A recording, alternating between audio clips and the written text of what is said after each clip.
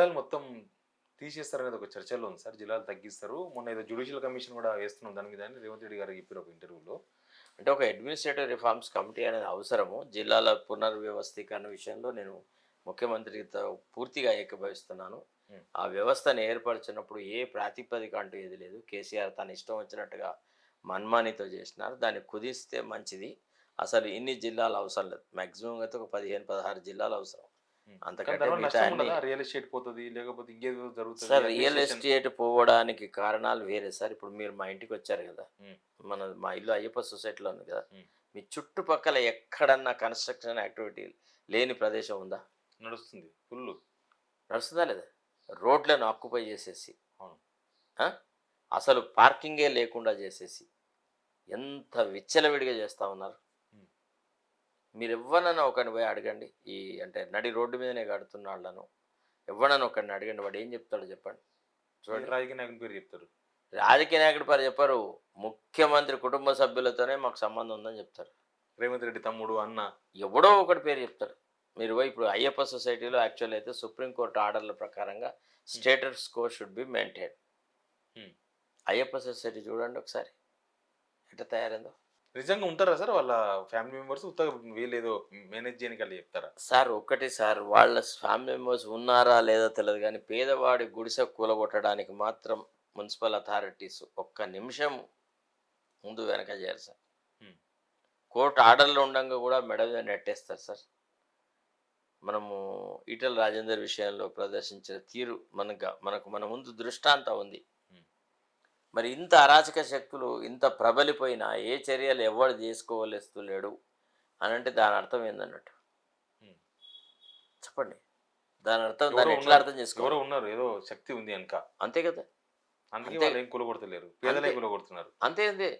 పేదవాడు వీడు 2 ఫ్లోర్‌ల పర్మిషన్ తీసుకొని మూడో ఫ్లోర్ కూడా కట్టాడు అనేటువంటి దాని మీద ప్రదర్శిస్తున్నంతగా వెంచర్లు వితౌట్ ఎనీ పర్మిషన్ లేకుండా వేసి, వితౌట్ ఎనీథింగ్‌గా చేసి, రకరకాలుగా చేస్తున్న యాగిని ఏ అధికార గణం పట్టుకోవట్లేదు అనంటే దాని అర్థమేంది? చెప్పండి. ఎవరో దాని ఉన్నారు అర్థం వాళ్ళెనక. అంతే కదా! ప్రభుత్వం వచ్చింది దానికోసం కాదు కదా సార్. తెలంగాణ అమరవీరులు ఇదేమన్నా అనిపిస్తుందా ఇది సార్? ఇది ప్రజ అంతకుముందు ఇది ప్రజలకి ఉన్న దురద అనమాట. అంటే ఏదో అమరవీరుల కోసం ఏదో సంక్షేమం జరగాలి, పేద ప్రజల కోసం ఏదో జరగాలి, అది జరగాలి, ఇది జరగాలి అన్నటువంటి భావన ప్రజలకుంది తప్ప, పాలకులలో ఆ భావన కనపట్లేదు. హ్మ్. ఆ రకమైనటువంటి మానవిక సంబంధాలు, మానవీయ కోణంలో కూడా విషయాలను అర్థం చేసుకునేటువంటి వ్యవస్థ గాని, the system is not galvanized hmm. Into accomplishing the targets of our election manifesto.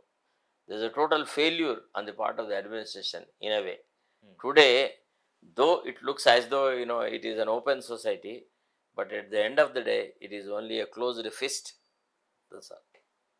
Sir reservations గురించి ఫైనల్ క్వెషన్ సార్ ఇది. రిజర్వేషన్స్ గురించి బాగా చర్చ జరుగుతుంది. బీజేపీ వస్తే ఎత్తేస్తారనో, రాజ్యాంగం మారుస్తారనో, అదొక ఎజెండాగా రేవంత్ రెడ్డి ఒక్కరు మాట్లాడుతున్నారు. ఎవరు మాట్లాడతలేరు ఆ అంటే విషయాన్ని. ఒక విషయం చెప్పాలి అంటే యాజ్ అ లాయర్గా మాట్లాడినప్పుడు కాన్స్టిట్యూషన్ మొత్తం రాజ్యాంగాన్ని రద్దు చేయడం అనేది సాధ్యం కాదు. ఎందుకంటే సుప్రీంకోర్టు ఎన్నోసార్లు చెప్పింది హ్మ్. Basic structure of the constitution cannot be obliterated అని చెప్పింది. కాబట్టి మోడీ మొత్తం రాజకీయాలని అంటే రాజ్యాంగాన్నే బయటికి నెట్టుతాడు. ఏ జాతుల వాళ్లకు రిజర్వేషన్ లేకుండా చేస్తాడు అంటే దేశం అల్లకల్లోలం అవుతుంది. హ్మ్. దానికి సంబంధించిన చర్చ అనవసరం నా అప్పుడు. కానీ ఇప్పుడు పొలిటికల్ ఎజెండా అయింది కదా అది. ఎవరో ఒకళ్ళిద్దరు మాట్లాడితే ఎజెండా అయింది సార్. ప్రజలకి ఈనాడు ఎజెండా ఏంటంటే నిరుద్యోగం ఒక ఎజెండా, హ్మ్. ఆకలి ఒక ఎజెండా, వాళ్ళ నిత్యావసర సరుకుల కోసం వాళ్ళు చేస్తున్నటువంటి కృషి అది ఎజెండా. అది వాళ్ళ అంశం. అది వాళ్ళ కన్సర్న్ అయింది. హ్మ్. ఎప్పుడో ఓసారి అసెంబ్లీ ఎడగట్టుకుంటే ఏంది, జిల్లా హెడ్ క్వార్టర్ ఎడగట్టుకుంటే ఏంది, ఫలానా ఆఫీస్ ఎడగట్టుకుంటే ఏంది అనేటువంటి నిర్లిప్తతలో ప్రజలున్నారు. హ్మ్. హ్మ్. Right sir. Thank you. Thank you sir.